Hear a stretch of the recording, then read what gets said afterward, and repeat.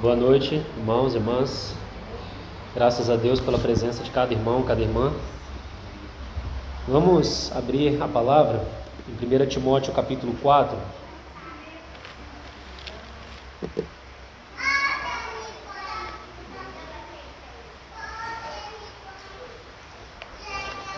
Primeira Timóteo capítulo 4. Nós vamos ler os versos de 1 a 6. Ora, o Espírito afirma expressamente que, nos últimos tempos, alguns apostatarão da fé, por obedecerem a espíritos enganadores e a ensinos de demônios, pela hipocrisia dos que falam mentiras e que têm cauterizada a própria consciência, que proíbem o casamento e exigem abstinência de alimentos que Deus criou para serem recebidos com ações de graças pelos fiéis e por quantos conhecem plenamente a verdade. Pois tudo que Deus criou é bom, e, recebido com ações de graças, nada é recusável, porque pela palavra de Deus e pela oração é santificado. Expondo estas coisas aos irmãos, serás bom ministro de Cristo Jesus, alimentado com as palavras da fé e da boa doutrina que tens seguido. Ainda na segunda carta a Timóteo, capítulo 1, versos 6 a 14. 2 Timóteo 1, 6 a 14. Por esta razão, pois, te admoesto que reavives o dom de Deus que há em ti, pela imposição das minhas mãos. Porque Deus não nos tem dado espírito de covardia, mas de poder, de amor e de moderação. Não te envergonhes, portanto, do testemunho de nosso Senhor, nem do seu encarcerado, que sou eu. Pelo contrário, participa comigo dos sofrimentos a favor do Evangelho, segundo o poder de Deus, que nos salvou e nos chamou com santa vocação, não segundo as nossas obras, mas conforme a sua própria determinação e graça, que nos foi dada em Cristo Jesus antes dos tempos eternos, e manifestada agora pelo aparecimento de nosso Salvador Cristo Jesus, o qual não só destruiu a morte, como trouxe à luz a vida e a imortalidade, mediante o Evangelho, para o qual eu fui designado pregador, apóstolo e mestre, e por isso estou sofrendo estas coisas. Todavia, não me envergonho, porque sei em quem tenho crido, e estou certo de que Ele é poderoso para guardar o meu depósito até aquele dia. Mantém o padrão das sãs palavras que de mim ouvistes, com fé e com o amor que está em Cristo Jesus. Guarda o bom depósito, mediante o Espírito Santo que habita em nós. Quero chamar a atenção para essa expressão do verso 14, que dará o título então das nossas considerações. Guarda o bom depósito. Esse será o tema que nós iremos iniciar nessa noite aqui com a graça do Senhor. Vamos orar. Pai querido, nós te agradecemos por mais essa oportunidade de estarmos reunidos. Obrigado, Senhor, por tua graça, por tua misericórdia, por teu cuidado, por tua fidelidade, Senhor. Obrigado porque o Senhor permanece fiel, mesmo diante, muitas vezes, de nossas infidelidades. O Senhor não muda, Tu és o mesmo ontem, hoje e o será para todo sempre. Muito obrigado, Senhor, pela oportunidade de abrir Tua palavra e receber Tua instrução e receber Tua exortação. Obrigado, Senhor, porque estar assentado aos Teus pés é um doce privilégio para nós. Esse é o melhor lugar do mundo. Não tem outro lugar mais valioso do que esse. E quando nós nos colocamos aos Teus pés, como na figura de Ruth, o Senhor descobre o Teu rosto e a Tua glória é vista, porque a glória do Senhor é vista na face de Jesus Cristo. E nós te agradecemos por isso. nos recordamos dos nossos irmãos que estão em viagem. Estenda a eles, Senhor, aquilo que nós iremos compartilhar nessa noite.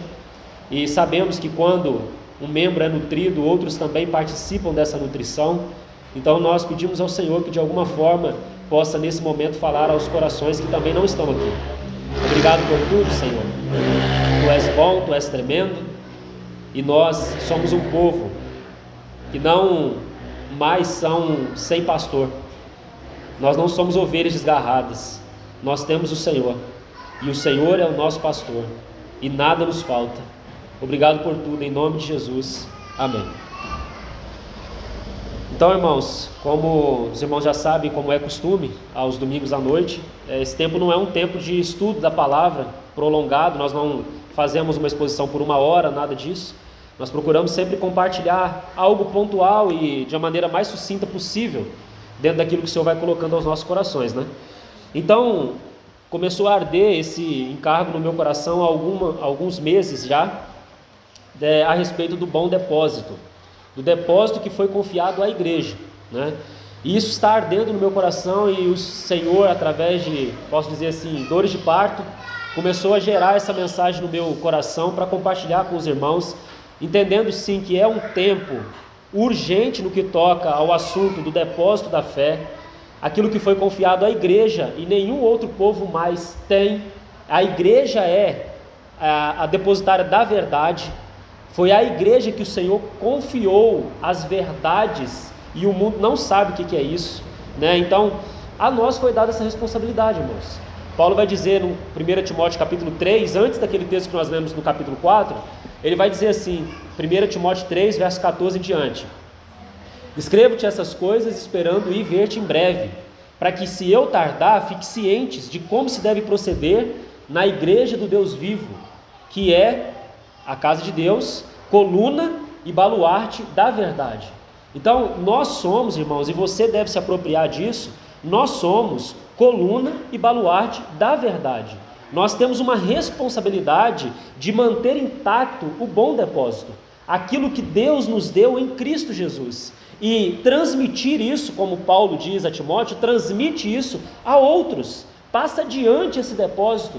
Pedro vai dizer em 1 Pedro capítulo 3, verso 15, que todos nós, e isso, irmãos, é uma responsabilidade pessoal, todos nós devemos santificar a Cristo em nosso coração, e estar preparado para responder a todo aquele que nos pedir a razão da esperança que há em nós.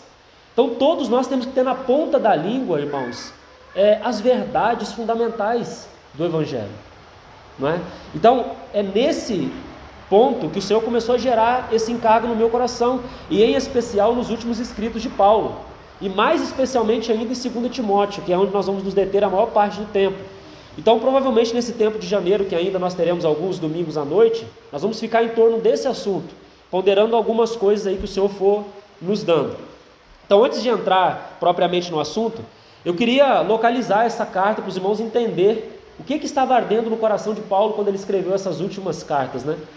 Então nós sabemos um servo tão aprovado do Senhor, o apóstolo Paulo. Talvez a parte do Senhor Jesus, nenhum servo pode ser comparado a Paulo, porque ele mesmo vai dizer, escrevendo a Timóteo mesmo, ele vai dizer que ele foi feito por Deus um modelo, um padrão para todos aqueles que vierem a crer em Cristo. Então, aquilo que Deus fez com Paulo, ele deseja fazer com cada um daqueles que creem no Senhor Jesus. O mesmo caminho, né? As mesmas marcas, o mesmo caminho da maturidade que nós vemos em Paulo, a graça do Senhor atuando ali e Paulo respondendo, é a mesma coisa que o Senhor deseja fazer em nós. E então, quando Paulo escreve essa carta de 2 Timóteo, ele está por volta dos seus 66 anos de idade. Ele já é um veterano de guerra, né? E ele está falando com um jovem, Timóteo, que tinha por volta dos seus 34, 36 anos de idade. Então ele está se colocando do lado desse filho amado, que ele vai chamar Timóteo, ele vai chamar de filho amado, né, a quem ele ama, e ele vai se colocar do lado e instruí-lo. E é muito interessante que os últimos escritos de Paulo são escritos pastorais, escritos direcionados a pessoas específicas que tinham encargo na casa de Deus, encargo da palavra. E há um irmão muito precioso que escreveu uma obra, que inclusive foi traduzida para o português, talvez os irmãos já ouviram falar, se chama William Graham Scroggie, e ele escreveu uma obra chamada O Descortinar do Drama da Redenção. E nessa obra ele divide a vida de Paulo, talvez você já ouviu sobre isso, em 4 estações. Primavera, verão, outono e inverno. E ele localiza os 13 escritos de Paulo dentro dessas 4 estações. E nos ajuda, irmãos, eu quero citar essas divisões, porque nos ajuda a compreender as ênfases dos escritos de Paulo, e por que no final da vida de Paulo ele está ocupado com o assunto da doutrina. Porque nós estamos falando das últimas palavras de Paulo, irmãos. É aquilo que tinha maior peso no coração dele. Ele estava preocupado com o estado da igreja no que toca à doutrina. E ele diz lá em 1 Timóteo 4 que o Espírito afirma expressamente que nos últimos dias alguns apostatarão da fé por obedecerem a ensinos enganadores, a ensinos de demônios. E nós estamos passando isso, irmãos, com mais ênfase do que qualquer outra etapa da história da igreja. Nós estamos enfrentando doutrinas várias e estranhas, que estão ocupando os púlpitos atuais, e nós precisamos estar com o coração bem firmado no depósito da verdade. Nós precisamos ser um povo convicto, não um povo que é levado para um lado e para o outro, com todo o vento de doutrina, que não sabe nada, né? Que não tem nada na ponta da língua para declarar a sua confissão, a sua profissão de fé. Não tem. Nós não podemos ser um povo assim. Nós vamos ser um povo ousado. Paulo vai dizer aqui, Deus não nos deu um espírito de covardia, Ele nos deu intrepidez. Nós vamos ter certeza, convicção dos fatos que nos pertencem, irmãos, das verdades do Evangelho. Então, eu quero citar essa divisão e os escritos para os irmãos só se localizar. Talvez você pode tomar o áudio depois, tá, e anotar se quiser, não precisa se ocupar com isso agora. Mas então, ele vai dividir em 4 estações. A primeira estação, a primavera, Paulo vai escrever 2 cartas nessa estação da primavera. São os escritos iniciais da vida de Paulo, os escritos da primavera, daquele novo convertido, podemos dizer assim. E os 2 escritos que Paulo vai escrever nessa estação é 1ª e 2ª aos Tessalonicenses. Muito preciosas essas 2 cartas. Por quê? Porque o tema dessas 2 cartas é a segunda vinda do Senhor. Não poderia ser outra, né? Se alguém é capturado, Paulo, você lembra daquela visão que Paulo teve a caminho de Damasco, Atos capítulo 9? Ele vê o Senhor ressurreto. Quem és tu, Senhor? Eu sou Jesus a quem tu persegues. Ele tem aquela visão gloriosa, né? Ele vai dizer em Atos 9, Atos 22 e Atos 26, ele vai repetir o mesmo testemunho. E então ele vai ter aquela visão daquele Cristo glorioso. E, irmãos, quando o coração é capturado por Cristo, se verdadeiramente nossas afeições têm sido ganhas, se verdadeiramente nós o amamos, qual é o normal de acontecer? É nós nos voltarmos e dizer: Maranata, vem, Senhor Jesus. Não tem nada aqui que é mais importante para mim do que o Senhor. Então esse é o início da vida cristã nos escritos de Paulo, a segunda vinda do Senhor. E você vai ver, se você for esses escritos, que Paulo vai fazer menção da segunda vinda em quase todos os capítulos. É uma coisa assim que está realmente ocupando o coração de Paulo, né? Então, primavera, 1ª e 2ª aos Tessalonicenses. Depois vem a estação do verão, e são epístolas quentes, epístolas doutrinárias, epístolas de correção. Então, nessa estação, Paulo vai escrever 1ª e 2ª aos Coríntios, ele vai escrever Gálatas e ele vai escrever Romanos. 1ª e 2ª aos Coríntios, Gálatas e Romanos. São todas cartas doutrinárias fortes. Você lembra, por exemplo, de 1ª ou 2ª aos Coríntios, né? Uma igreja com todo tipo de dom, com todo tipo de sabedoria, uma igreja bem dotada, capacitada pelo Senhor, mas também uma igreja cheia de carne. E Paulo vai dizer assim: eu não pude escrever a vocês como espirituais, eu tive que escrever a vocês como a carnais, porque vocês não podem suportar a verdade. Paulo escreveu a eles. Então, isso não é correção, irmãos? Escrevendo aos Gálatas, nem abertura tem, ele já tem que iniciar falando do seu apostolado, defendendo o seu apostolado. Paulo fez isso poucas vezes, somente quando foi necessário, né? Por conta de manter intacto a verdade, o depósito que nós estamos falando, ele precisou defender o seu apostolado. No capítulo 3 de Gálatas, ele vai dizer assim: ó Gálatas insensatos, veja que carta quente e forte. Ó Gálatas insensatos, quem vos fascinou, quem vos enfeitiçou? Porque Cristo foi exposto diante de vocês como crucificado. Vocês viram o valor da pessoa e obra de Cristo, e vocês estão enfeitiçados agora. Estão procurando se aperfeiçoar na carne? Estão procurando ser aceitos por meio de obras da lei? Que coisa é essa? Paulo vai dizer então, corrigindo fortemente. Romanos, uma carta doutrinária também, muito forte. Você pode dizer assim, onde que está a força em Romanos, né? Porque Romanos parece uma carta de ensino leve, né? Irmãos, leia os 3 primeiros capítulos de Romanos, você vai ver. Paulo vai começar falando da depravação do homem.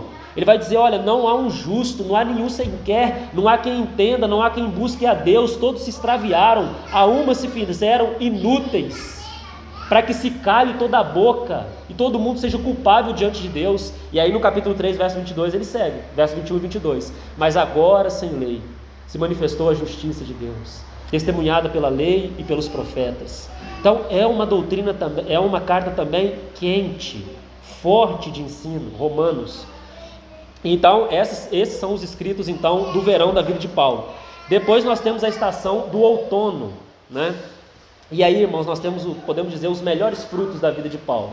Alguém que caminhou com o Senhor por tanto tempo, ele agora vai por meio da prisão, que ali ele está preso quando ele escreve essas cartas. Ele vai escrever Efésios, Filipenses, Colossenses e Filemão. 4 escritos no outono: Efésios, Filipenses, Colossenses e Filemão. Irmãos, esses são, podemos dizer, os escritos mais elevados do apóstolo Paulo. Se você toma Efésios, Paulo vai descortinar o eterno propósito de Deus.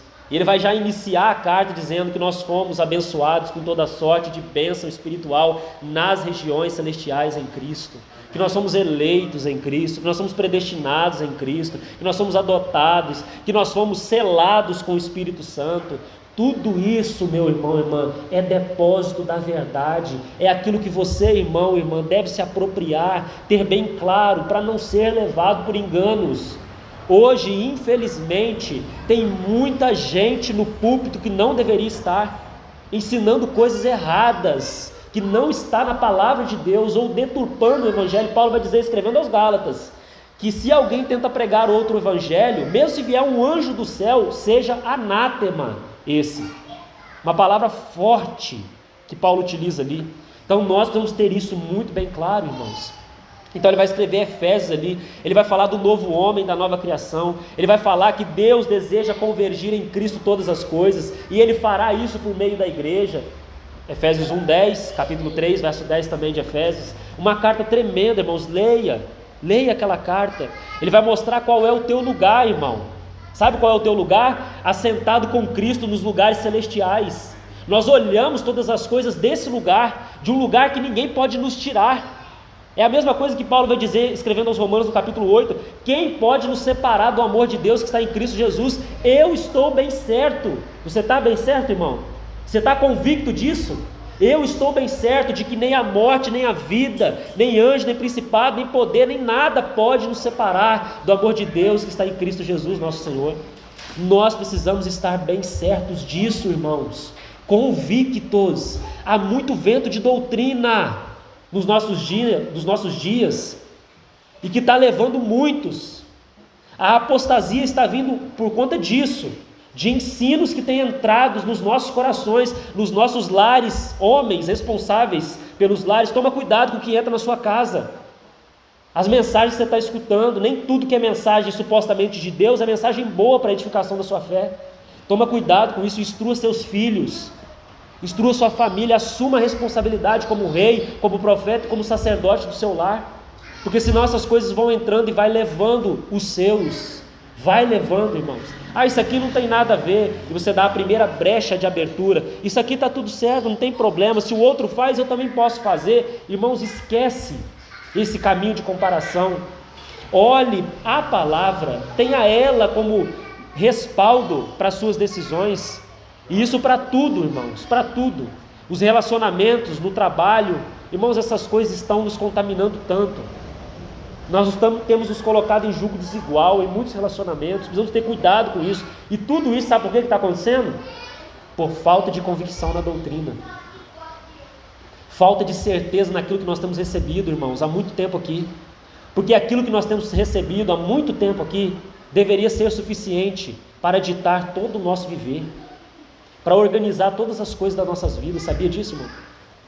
Nós não somos mais considerados por Deus como uma assembleia bebê no início da jornada, não. Nós já temos mais de 11 anos aqui reunidos. O Senhor já deseja nos dar alimento sólido e nos fazer capazes de ensinar outros. Entende? Isso é o que está escrito lá em Hebreus capítulo 5, nós estudamos há pouco tempo. Ao invés de ficar sempre pedindo a repetição das mesmas coisas, devemos ter a capacidade de ensinar outros, deveríamos ser mestres e não necessitar de leite novamente. Então, irmãos, esses são os escritos de outono: Efésios, Filipenses, Colossenses e Filemão. E então nós temos os escritos de inverno. E os escritos de inverno são escritos pastorais. Isso me chama tanta atenção, irmãos, porque, sabe, esse apóstolo tão aprovado, tão marcado, passou tanta coisa, ele está chamando os mais novos, dizendo: vem aqui. Nós estamos precisando disso, irmãos, no seio da igreja, de irmãos e irmãs experimentadas, maduras, que guiem os mais novos, que chame para perto e fale: não, não é esse o caminho, filho, é aqui. Os anciãos têm que se colocar na porta para que os jovens possam cantar. Nós estamos vivendo dias onde isso não está acontecendo, negligência dos mais velhos, e isso tem impactado toda a assembleia. Então Paulo está com esse coração pastoral, chamando Timóteo para perto, porque os escritos do inverno da vida de Paulo foram 1º e 2º Timóteo e Tito. 3 escritos pastorais a pessoas encarregadas do serviço na casa de Deus: 1º e 2º Timóteo e Tito. Então ele está chamando Timóteo, falando: Timóteo, ele vai escrever, né, na carta de Timóteo mesmo: Timóteo, cuida de ti mesmo e da doutrina, porque se você se mantiver assim, você vai salvar aqueles que te ouvem. Veja a preocupação de Paulo, irmãos. Veja a preocupação de Paulo. Então, irmãos, esse assunto da doutrina é um assunto muito importante. Se você vê que essas cartas, então, 1º e 2º Timóteo, elas estão ocupadas. Há 8 menções da palavra doutrina nessas cartas. 1º e 2º Timóteo e Tito, 8 menções de doutrina. Mas se você toma todas as referências à doutrina, direto ou indiretamente, você vai ver que ela está permeada disso. Porque Paulo vai falar de doutrina, de sã doutrina, de verdade, de boa doutrina, de ensino, de sãs palavras, de bom depósito, da palavra da verdade, etc. Todos os termos que Paulo usa nessas cartas, para expressar aquilo que foi confiado à igreja. Irmão, deixa eu te dizer uma coisa: nós não fomos chamados para atualizar nada, nós somos chamados para guardar aquilo que nós já recebemos em Cristo. Hoje até a atualização da Bíblia tem gente pedindo, porque a Bíblia já ficou ultrapassada. Toma cuidado com isso, irmão, porque daqui uns dias, dentro de alguns lares, vai ter uma nova Bíblia, atualizada. Isso já está acontecendo com versões, infelizmente, versões ruins, que já tem no nosso país. Claro. Então, irmãos, nós vamos ter muito cuidado disso. Veja como é que acontece com sutileza. São pequenas atualizações na Bíblia. A gente começa a aceitar essas novas versões porque elas são mais fáceis. Eu não estou dizendo que nós não possamos usar outras versões. Eu estou dizendo que o cuidado que nós vamos ter, porque eles estão querendo atualizar o que nós temos na Bíblia, retirando coisas, acrescentando coisas, mudando o sentido de algumas palavras para se adequar ao contexto cultural de nossa época. Então nós vamos ter cuidado com isso, irmãos. A Bíblia não é ultrapassada, não. A Bíblia continua sendo a palavra de Deus. A mesma coisa que aconteceu nos tempos de Esdras e Neemias, quando havia só um púlpito de madeira e uma Bíblia aberta, pode acontecer hoje. Se tiver um púlpito e uma Bíblia aberta, o púlpito no sentido, de alguém ali usado pelo Senhor, ministrando a palavra, e pessoas desejosas por ouvir essa palavra, como um só homem às portas das águas, como lá aconteceu lá com Esdras, irmãos, tudo acontece. A palavra de Deus continua sendo viva, eficaz, penetrante, mais afiada do que uma espada de 2 gumes. Ela penetra até o ponto de dividir alma e espírito, juntas e medulas. Ela é isso e nunca vai deixar de ser. Ela é a palavra de Deus. E nós, irmãos, aqui já há uma parte do nosso depósito. Você, irmão, irmã, tem que declarar a confiabilidade das Escrituras, a inerrância das Escrituras. Enquanto hoje há muitos maldizendo a palavra, há muitos levando até para o lado de chacota, nós precisamos ser um povo da palavra, que sustenta o que está escrito, irmãos, que sustenta o que está escrito. Então isso faz parte do depósito que nos foi confiado. E aí entra muitas outras coisas a respeito de quem é Deus, o Pai, o Filho e o Espírito Santo, da encarnação do nosso Senhor Jesus, porque há muitas falsas doutrinas relacionadas a isso, talvez não no nosso contexto aqui imediato, talvez você nunca foi abordado com esse tipo de heresia, mas isso é muito forte no nosso país, negando a encarnação do Senhor Jesus. Irmão, se você nega isso, Satanás sabe disso, por isso que ele ataca tanto. Se você nega a encarnação, você nega tudo mais. A encarnação, a morte, a ressurreição do nosso Senhor, e aí segue, são verdades fundamentais que foram confiadas à igreja. Então, irmãos, para não me estender muito, eu queria ir a esses dois textos que nós lemos inicialmente para ponderar algumas coisas aqui. Vamos primeiro a 1 Timóteo 4. E aí nós já vamos caminhando para encerrar. Se você virar a sua folha da Bíblia aí, se for igual a minha, no capítulo anterior, capítulo 3, 1 Timóteo 3, é o texto onde eu te falei aí, que a igreja é coluna e baluarte da verdade, verso 15, tá vendo? Para que, se eu tardar, fique ciente de como se deve proceder na casa de Deus, que é a igreja do Deus vivo, coluna e baluarte da verdade. Então, por que Paulo está falando desse assunto de coluna e baluarte da verdade? Porque, ora, tá vendo ora conectando aí? Ora, o Espírito afirma expressamente que, nos últimos tempos, alguns apostatarão da fé. Por que eles vão apostatar da fé? O que está escrito aí? Por obedecerem a espíritos enganadores e a ensinos de demônios. Você está vendo? Por que muitos têm apostatado? Por que muitos têm abandonado a fé, se colocado à beira do caminho? Falsas doutrinas, espíritos enganadores, ensinos de demônios. E como que vem esses ensinos? Pela hipocrisia, né? Alguém que usa uma máscara, um ator, dos que falam mentiras, e que tem cauterizada a própria consciência, ou seja, esse órgão espiritual de relacionamento com Deus está cauterizado. Eles estão falando por Deus, mas não têm tido comunhão com Deus na consciência, no órgão espiritual. Então o que pode sair de alguém assim, irmão? Mentira. Está entendendo? Se há alguém que ministra, que fala em nome do Senhor, mas a consciência dele está cauterizada, e a consciência é um órgão espiritual, é onde o Espírito de Deus fala ao nosso espírito, a percepção, né? Se isso está cauterizado, está endurecido, se não ouve nada, como é que você vai falar por Deus? É por isso que o Senhor vai dizer em Mateus, ele vai dizer assim: vocês falam isso e aquilo em meu nome, mas eu nunca vos conheci. Não me falha Mateus 7, eu nunca vos conheci. Tem muitos falando por Deus que não tem relacionamento com Deus, e por isso que tem saído de muitas bocas são mentiras, ensinos de demônios, nos púlpitos,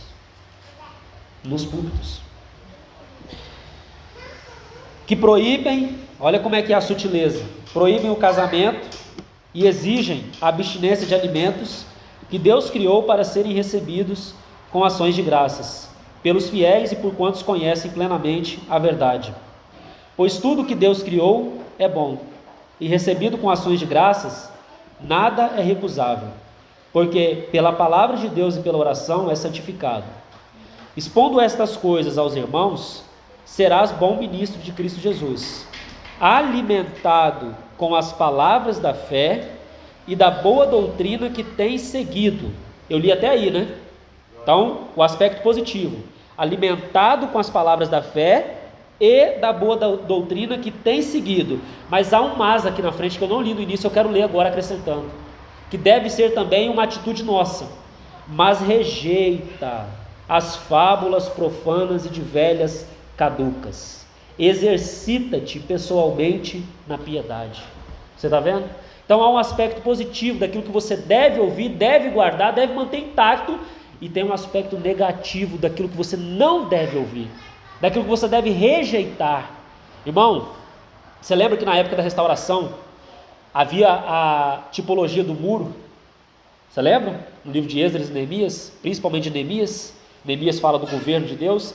Você tem a figura do muro. O muro é para separar, para manter fora o que tem que ficar fora e manter dentro o que tem que ficar dentro. Irmão, novamente me dirigindo aos homens, Nossas casas precisam estar muradas, bem definido com o que deve entrar e com o que deve permanecer fora.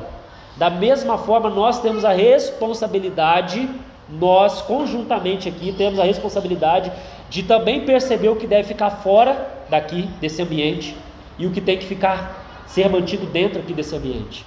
Porque tem muitas vozes, irmãos, muitas vozes, e por sutileza isso vai entrando. Então eu queria deixar esses dois aspectos: o que você deve manter, irmão e irmã, o que você tem recebido, o que você deve guardar, manter intacto, não deixar que ninguém toque nisso daí. Por outro lado, rejeita imediatamente tudo aquilo que vem conflitar com isso que você tem mantido intacto no seu coração. Essas duas partes é o que eu queria ressaltar aqui. E então, indo ao texto de 2 Timóteo para nós concluirmos. 2 Timóteo 1, verso 6. Por esta razão, pois, te admoesto que reavives o dom de Deus que há em ti, pela imposição das minhas mãos. Porque Deus, veja, não nos tem dado espírito de covardia, mas de poder, de amor e de moderação. Veja que tríade equilibrada aí, né? Poder só, irmãos? Não, poder tem que estar junto com amor, e isso produz moderação, não é? Mas eu queria que os irmãos percebessem essa palavra covardia, porque muitas vezes, irmãos, nós somos, me perdoe dizer, covardes.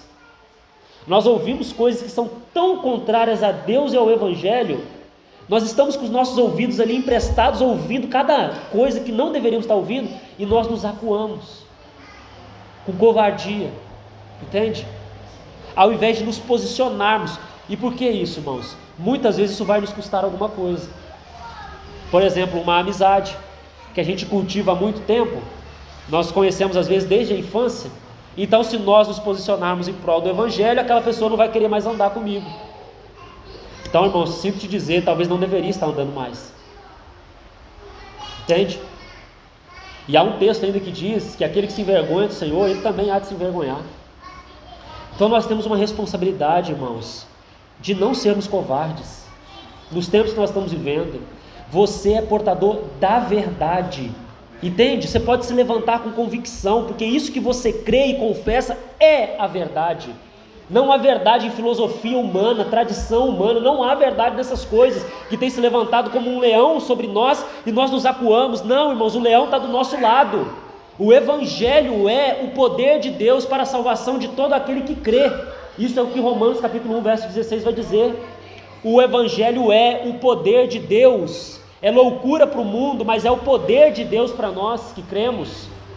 Por isso que Paulo vai dizer, no meio da sabedoria da época, lá escrevendo aos Coríntios, ele vai dizer: eu decidi nada saber entre vocês. Eu não quero saber se vocês têm conhecimento de tal coisa, se vocês sabem falar sobre muitos assuntos, se vocês são inteligentes, usam de palavras bonitas, né? Oratória. Eu não quero saber disso. Eu decidi nada saber entre vós, 1 Coríntios 2:2, a não ser Cristo e este crucificado. Por quê? Porque este é o poder de Deus. E um dia esse poder que foi crucificado, ele vai se manifestar, porque ele está vivo. E todo olho que hoje, e toda boca que hoje professa blasfêmia contra o Senhor, vai ter que colocar a mão na boca e confessar que Jesus Cristo é Senhor, para a glória de Deus Pai. O Evangelho é o poder de Deus. Verso 8: não te envergonhes, portanto, do testemunho de nosso Senhor, nem do seu encarcerado, que sou eu. Pelo contrário, participa comigo dos sofrimentos, a favor do Evangelho, segundo o poder de Deus, que nos salvou no passado e nos chamou com santa vocação, não segundo as nossas obras, mas conforme a sua própria determinação. Que palavra preciosa! E graça, que nos foi dada em Cristo Jesus. Quando? Antes dos tempos eternos. Essa é a relação do Evangelho. O Evangelho é eterno. A primeira relação do Evangelho é eterno, porque Deus é eterno e surgiu no coração de Deus, mas e manifestada agora, esse evangelho foi manifestado agora, pelo aparecimento de nosso Salvador Cristo Jesus, o qual não só destruiu a morte, como trouxe à luz a vida e a imortalidade, mediante o evangelho, para o qual eu fui designado pregador, apóstolo e mestre. E por isso estou sofrendo essas coisas. Todavia, não me envergonho, porque sei, irmão, você sabe também, você sabe? Eu sei em quem tenho crido, e estou certo de que Ele é poderoso para guardar o meu depósito até aquele dia. Mantenha o padrão das sãs palavras que de mim ouvistes, com fé e com o amor que está em Cristo Jesus. Guarda o bom depósito, mediante o Espírito Santo que habita em nós. Irmãos, que convicção desse apóstolo, né? Transmitindo essa convicção ao mais novo Timóteo. No capítulo 4 ele vai dizer assim, e aqui eu termino: eu estou sendo oferecido como libação, você lembra? E o tempo da minha partida é chegado, o tempo onde as minhas amarras vão ser retiradas. Aquele tempo que ele esperava, escrevendo aos Filipenses, ele vai dizer assim, né, que eu prefiro partir e estar com Cristo, o que é incomparavelmente melhor. Chegou esse tempo. 2 Timóteo 4, estou sendo oferecido como libação e o tempo da minha partida é chegado. Combati o bom combate, completei a carreira, guardei a fé. Já agora a coroa da justiça me está guardada, a qual o Senhor, reto juiz, me dará naquele dia. Mas ele não para aí, irmãos, aí ele estende a todos nós, e não somente a mim, Paulo vai dizer, mas também a todos quantos amam a sua vinda. Então, irmãos, sigamos firmes,